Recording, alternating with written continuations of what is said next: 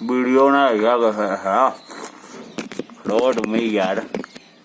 हाँ एक मिनट एक बता आइए अननोन नंबर चुप गया।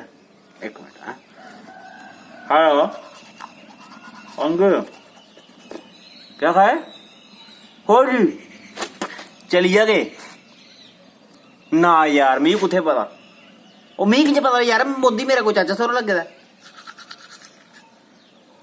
हाँ बिल्कुल बिल्कुल बिल्कुल आहो आहो आहो ठीक है।